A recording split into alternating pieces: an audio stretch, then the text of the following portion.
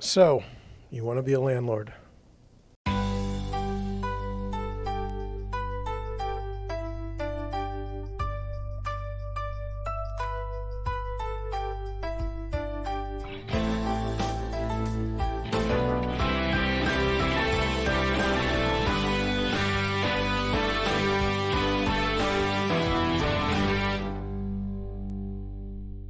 Good afternoon, everybody. I'm John. Welcome to the channel. For those of you who don't know me, my name is John Schenk. I'm the founder and managing broker of Deerwood Realty in St. Louis, Missouri. We do residential buying and selling. We basically help buyers and sellers. We do some light commercial, a little bit of leasing, commercial, but we don't deal with property management. And if you like learning about real estate, if you like talking about your neighbors, if you like landlord-tenant disputes like we're going to go over today, you should definitely subscribe to the channel. Just hit the subscribe button. If you like something I said, maybe post a comment below. If you don't like something I said, maybe post a comment below. Anything you do will help the channel, and I appreciate it. And so today we're going to go over 3 stories, landlord-tenant disputes. I believe with no data that the situation that the CDC moratorium has is just crippling people. I mean, just crushing. And in an attempt to save tenants, you've crushed the availability of housing for those tenants in the future. So that's my belief. You're not going to get me to change no matter what stats you throw at me. So anyway, I did want to go over the stories. I am sympathetic to tenants, and one of the stories is definitely sympathetic to the tenants. So let's I don't want you to say I'm pro-landlord or pro-tenant. I can see it from both ways. And my experience has been gleaned from a number of years where I worked in the back office of a couple of property management companies for the residential side, the smaller ones. We did single-family homes, 100 here, 100 there. So I feel like I have some sort of knowledge about this situation. But let's go to the browser and start. The first one, fascinating story out of, I hit the wrong button again. Fascinating story. You can read it there. I'm going to switch over to mine. It says Hamptons squatter won't vacate rental for Holocaust surviving owner. Now, to me, I don't care if it's a Holocaust survivor or anything else. I don't like those particular headlines where we're going to divide people. I'd like to keep people together. So the descriptors are bothering me. So anyway, this one here, this woman owns a Hampton-based home. She flew in from Israel last month to spend the summer at her home, and she wasn't able to do that because a tenant has refused to clear out of the house, even though the lease ended June 18th. So this woman has a home in New York, and she's renting it out, and she comes back, I guess, once a year around July to stay over the summer in this beautiful location. And now, after she leased it to someone, and they've just decided they're not going to leave.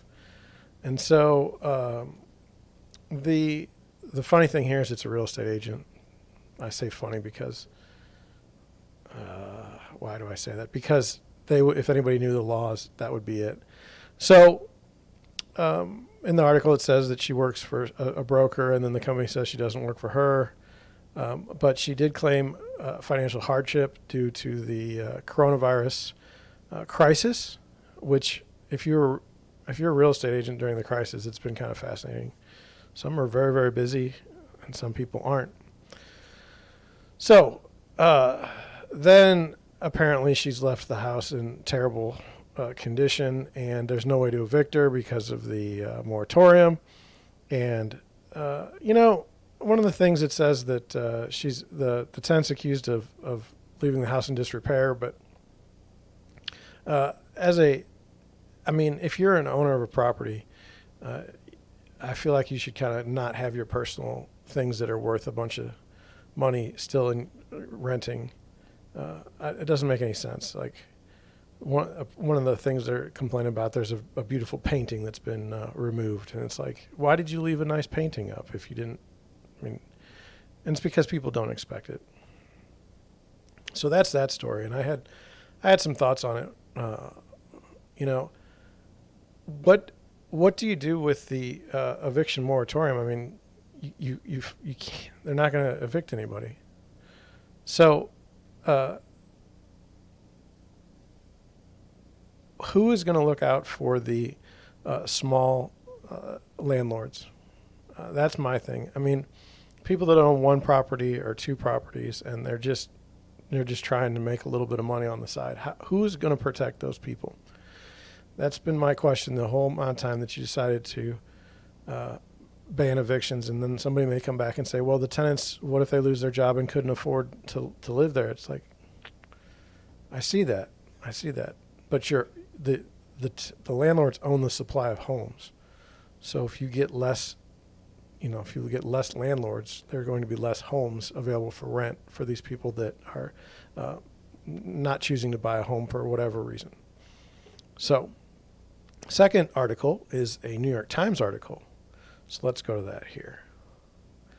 It says, it's a terrible headline. A landlord said her tenants are terrorizing her. She can't evict them. And it goes through. There's a nice picture of the owner. And it goes through, and she, lady, owns a property, and it's going bad for her. She had a tenant in the basement that didn't pay the rent. She had a tenant in the first floor that didn't pay the rent, and she lives in the top floor. And the tenants were just not very nice to her. So that's it. And with the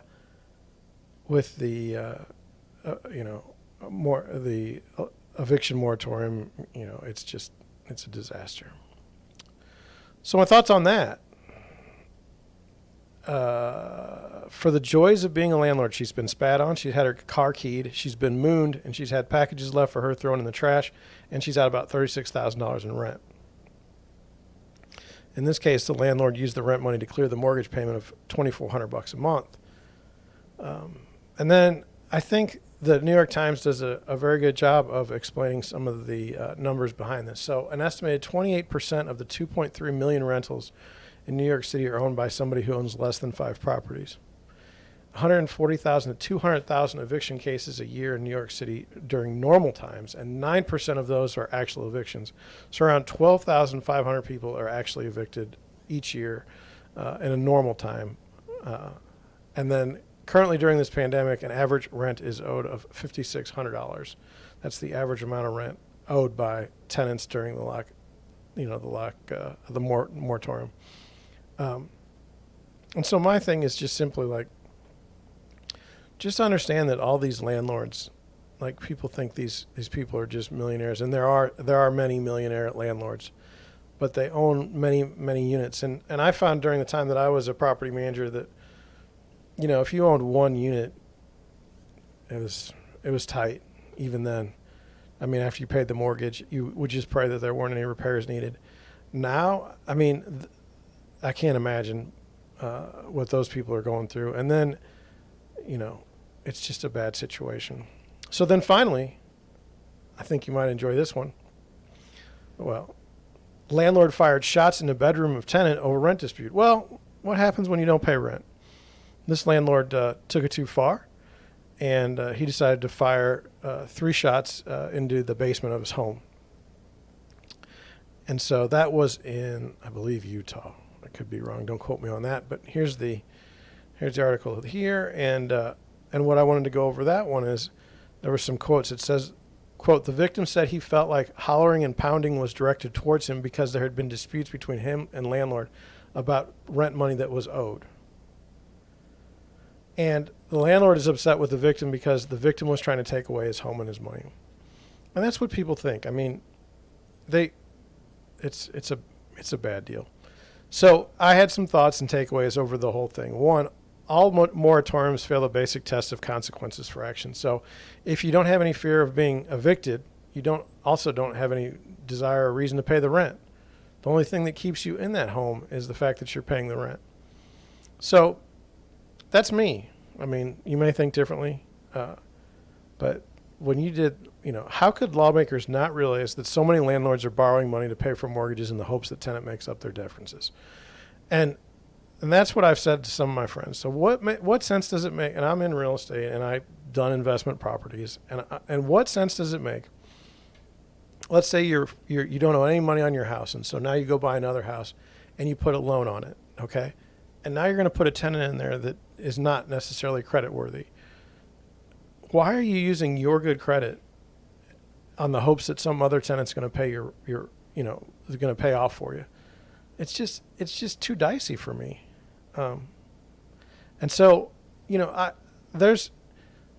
government immediately came out with tenant and landlord assistance, but the landlord assistance goes to those who own, millions of dollars worth of property, not these small landlords. And I guess the argument there would be, okay, we'll just get rid of the small landlords. But I don't think that's a good idea. I don't think that's what you really want. Unless you want everything to be owned by a corporation, a big soulless corporation, that may be what you're looking for. So anyway, the vast majority of tenants are good people. I believe that. And the vast majority of landlords are good people. However, there's a solid 20% in each that are terrible people, and that's why you need to have tenant-landlord laws that are enforced. Laws are always for the outliers, in my opinion. It's not for the people that follow the rules. I mean, for instance, I won't even do that one. Let's just say it's always about the outliers, and that's why we should have strong laws that protect tenants and landlords. I'm totally good with that. I mean, you shouldn't live in your apartment and expect to be shot at by your landlord. That's outside the bounds. So finally, I just said some people shouldn't be landlords. There's something in their person that just makes it impossible for them to do so, and it manifests itself in different ways. And so one of the ways it manifests itself is they keep substandard housing. They're a slumlord. They attack tenants due to perceived or real slight. So you have these landowners that are like, it's my tenant. The reason why the house stinks is because of my tenant. The reason why my life is going bad is because of my tenant. And it's always about attacking the tenant due to their own issues.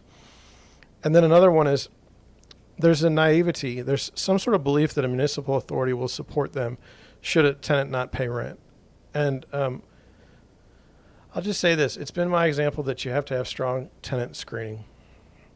And if you don't have strong tenant screening, you're going to be in a problem. And I say that, one, I really don't believe that tenants knowingly rent homes that they can't afford, or they knowingly rent places that they can't afford or that they don't have the cash for. 9 times out of 10, if the tenant's not paying rent, it's because they don't have the money to pay the rent. It's not because they don't want to.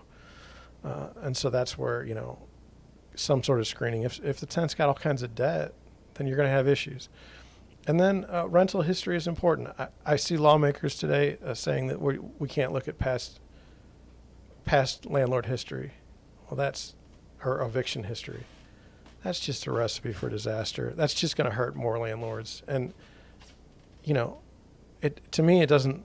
It's just bad. It's just bad policy. Maybe you disagree.